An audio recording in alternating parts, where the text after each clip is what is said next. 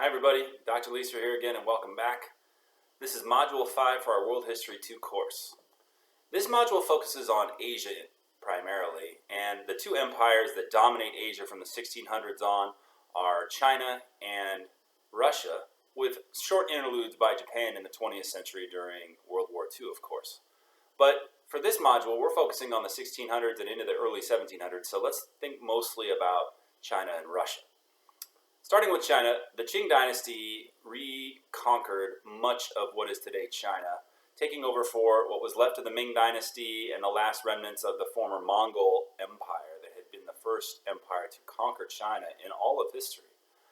The reestablishment of a Chinese China was really important moving forward, and if this had happened a little bit sooner, it's entirely possible that the Europeans would have never been able to assert their dominance, as we've been reading about so far in this class. So as you read about China, I want you to focus on the advancements they made and how powerful they became, and think about how the long-term impact of that would affect the rest of the world.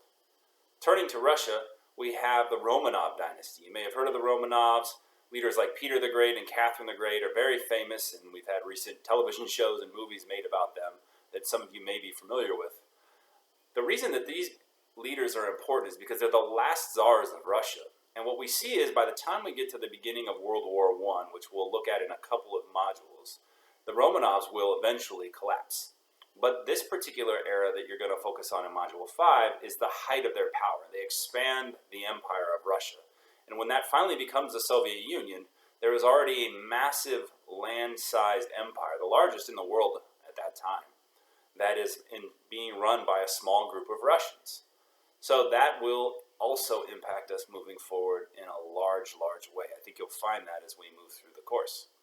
I look forward to seeing what you guys have to say about Module 5 and the other topics that you'll tackle this week. Alright, if you guys need any help, make sure you reach out. Always find me by email, and I look forward to seeing and hearing from you all soon.